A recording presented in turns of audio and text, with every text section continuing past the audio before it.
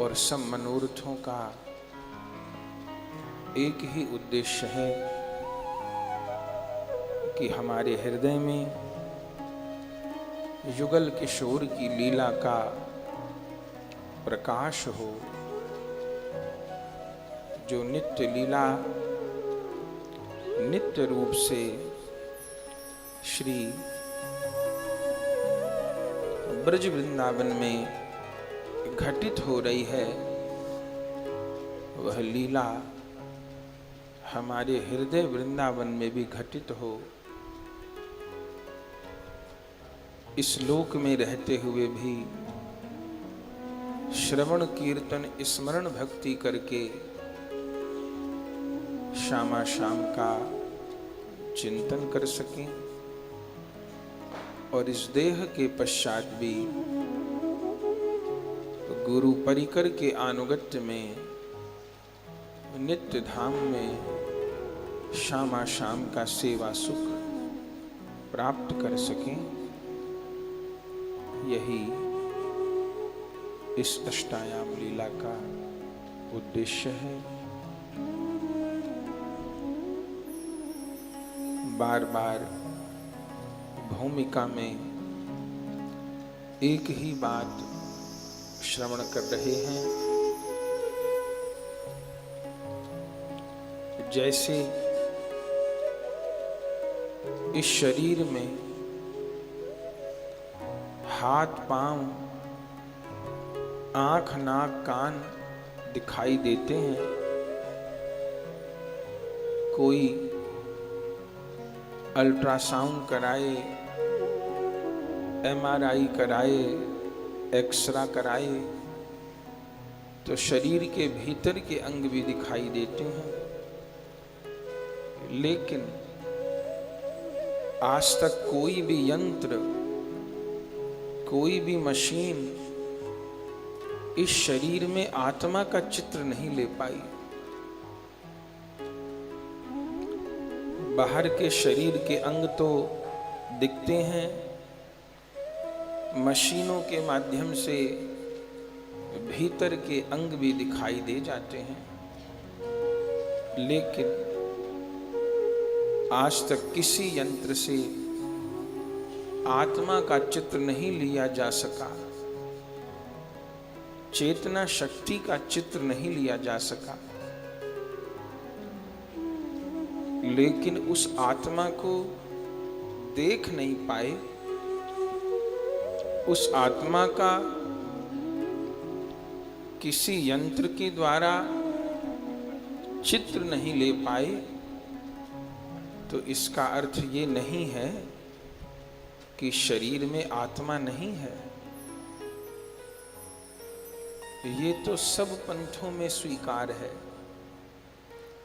वैज्ञानिक भी मानते हैं कि कोई शक्ति है, कोई चेतना है, वो इस शरीर को चलाती है,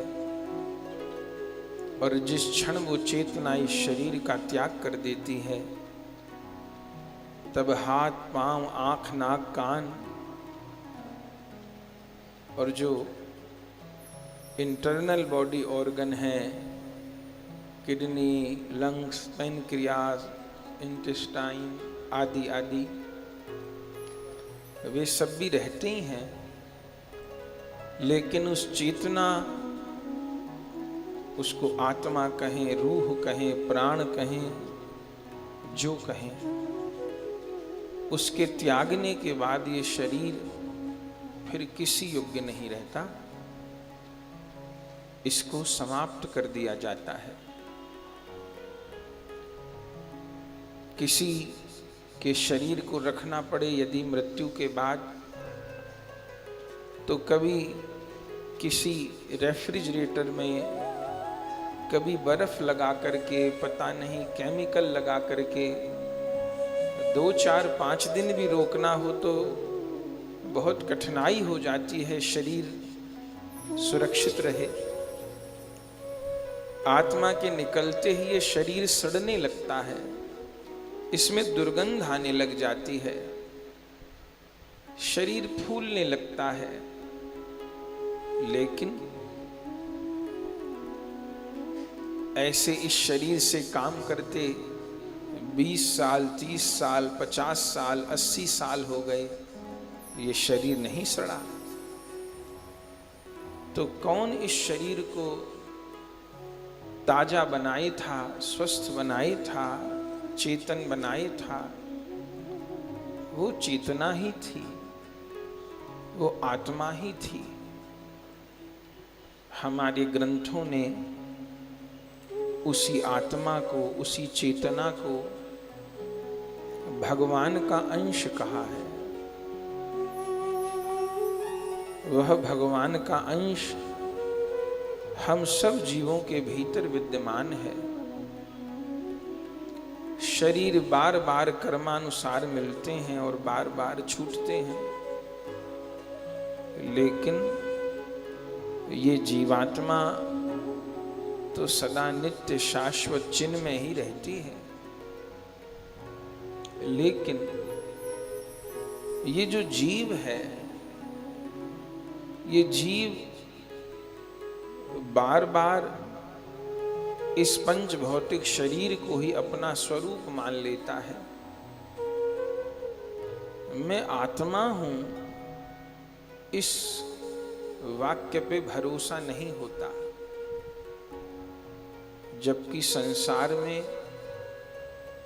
जो मेरा है वो मैं नहीं हूं। जैसे कपड़े मेरे हैं पर मैं कपड़ा नहीं हूं, पैसे मेरे हैं पर मैं पैसा नहीं हूं, गाड़ी मेरी है पर मैं गाड़ी नहीं हूं, घर मेरा है पर मैं घर नहीं हूं। ऐसे ही शरीर मेरा है पर मैं शरीर नहीं हूं। जैसे मैं कपड़े को पहनता हूं, मैं कपड़ा नहीं हूं। मैं धन को कमाता हूं, रखता हूं, पर मैं धन नहीं हूं। मैं घर में रहता हूं पर मैं घर नहीं हूं। ऐसे मैं शरीर नहीं हूं, शरीर मेरा है, मैं शरीर में रहता हूं। तो वो मैं कौन है? वह आत्मा है, ईश्वर अंश जीव अविनाशी, चेतन अमल सहज सुख राशि। सो माया बस भयउ गोसाई, बंध्यो कीर मरकट की नाई। तो यदि मैं शुद्ध मुक्त आत्मा हूं तो मुझे ये देह मिली क्यों? न देह मिलती और न देह में मोह होता, न कोई भुलावा होता।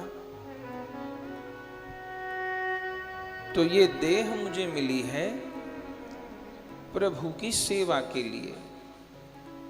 जैसे घर में बिजली की लाइन आई है पंखा, कूलर, एसी, लाइट चलाने के लिए, सीधे बिजली का कोई उपयोग नहीं है। घर में बिजली का तार आया है, इलेक्ट्रिसिटी आई है, पर उसका सीधे कोई उपयोग नहीं है। वो बिजली घर में है, पावर घर में है, कूलर, पंखा, एसी, लाइट इत्यादि उपकरण चलाने के लिए और उस उपकरण से सुख लेने के लिए।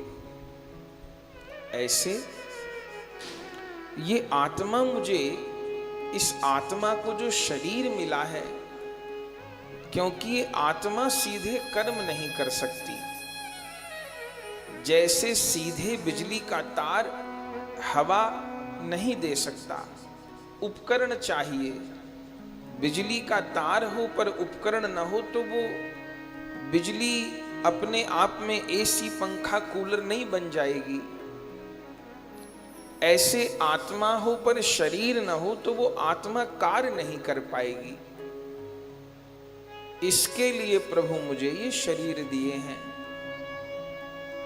उन शरीरों में भी सर्वोपरि शरीर ये मानव का है।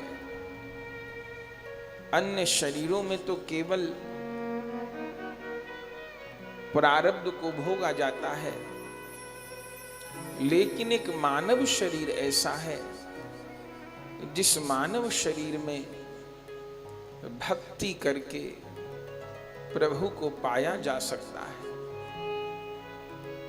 तो इस बार सौभाग्य से मुझे मानव देह प्राप्त हुआ है, जिसमें बहुत सारा समय तो मेरा निकल चुका है। बचपन के कितने वर्ष निकल गए, समझ ही नहीं थी। खाने में, खेलने में, सोने में, रोने में। उसके बाद का भी जीवन जब चेतना आई तो संसार के विकार हावी होने लग गए। फिर विवाह, संतान, मेरा चिंतन बिखरता ही चला गया। मैं अपने स्वरूप को स्मरण नहीं कर पाया, लेकिन प्रभु ने मुझ पर बहुत कृपा की। इसी संसार सागर में बहते बहते मुझे गुरुदेव की प्राप्ति हुई,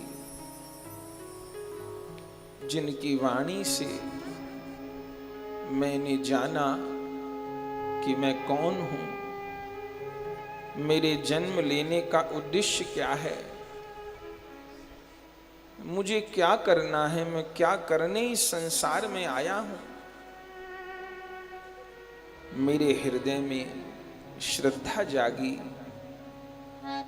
मैंने सद्गुरुदेव का चरणाश्रय ग्रहण किया।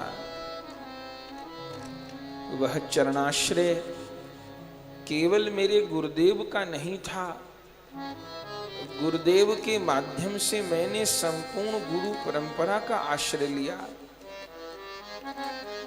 परम दयालु बलराम अनंग मंजरी मिलित तनु श्री नित्यानंद प्रभु का आश्रय लिया। और फिर गुरुदेव कृपा करके मुझे बताए कि तुम शरीर नहीं हो, स्त्री नहीं हो, पुरुष नहीं हो, धनवान नहीं हो, गरीब नहीं हो, ब्राह्मण नहीं हो, वैश्य नहीं हो, पंडित नहीं हो, मूर्ख नहीं हो, तुम राधा दासी हो। ये शरीर संसार तुम्हारा नहीं है। प्रिया प्रियतम श्यामा श्याम ही तेरे हैं। धीरे धीरे सत्संग श्रवण करते करते मुझे ये बात समझ में आने लगी। जैसे जैसे गुरु कृपा से नाम जप करते हुए धीरे धीरे अंतःकरण से मैल हटने लगा, मेरे भीतर उस प्रेम की जागृति होने लगी। फिर गुरुदेव कृपा करके मुझे मेरे स्वरूप का अनुभव करवाए। तब से मैं निरंतर प्रयास करती हूं कि अष्टकालीय लीला का स्मरण करूं। मेरे गुरुदेव तो नित्य निरंतर प्रिया प्रियतम की नित्य लीला में विराजमान है। गौर भक्त गौर पार्षद रूप से नित्य नवद्वीप में गौर हरि की सेवा कर रहे हैं और नित्य मंजरी स्वरूप से प्रिया प्रियतम की सेवा में विद्यमान है। उनकी कृपा ही मेरे जीवन का अवलंब है। मेरे गुरुदेव ही वो कड़ी हैं जो मुझे राधा गोविंद से जोड़े हैं। मेरा राधा गोविंद से परिचय नहीं, मेरा निताई गौरांग से परिचय नहीं, पर मेरा गुरुदेव से परिचय है। गुरुदेव ही वो माध्यम है जो मेरी बात को प्रिया प्रियतम के कानों तक पहुंचाते हैं और प्रिया प्रियतम की कृपा मुझ तक लेके आते हैं। हे गुरु सखी, हे गुरुदेव, दया करो, दया करो। आपकी कृपा का ही भरोसा है। यहाँ तक लेकर के आए हैं तो आगे भी निभा दीजिए। हमें गुरु अपनी सी कर लेना, अपना रूप भावना अपनी रहनी गहनी देना। जब यह प्राण पयान करें तब मन कहूं और बहेना। जुगल माधुरी सरस नाम बिन रसना और कहे ना। हमें गुरु अपनी सी कर लेना। हे गुरुदेव, कृपा करो, कृपा करो, मुझे सेवा में स्वीकार करो। मैं पुनः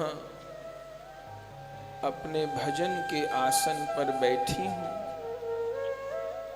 अपने भजन के आसन पर बैठा हूँ, अपने स्वरूप का ध्यान कर रहा हूँ। मैं राधा दासी हूँ, मैं राधा दासी हूँ। नित्य लीला में मेरा 11 वर्ष की दिव्य बालिका का स्वरूप है। आहा, मेरे हृदय में स्वरूप जागृत हो रहा है।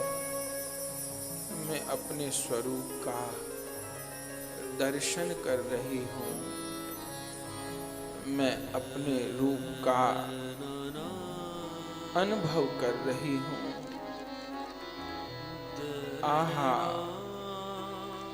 आहा, मेरा कितना सुंदर स्वरूप है। कितने सुंदर वस्त्र आभूषण। मैं तो अपनी दिव्य देह के सौंदर्य को ही नहीं पहचान पाती। ये स्वरूप मुझे गुरु सखी ने कृपा करके दिया है। आहा, मैं राधा दासी हूँ, मैं राधा दासी हूँ, मैं राधा दासी हूँ।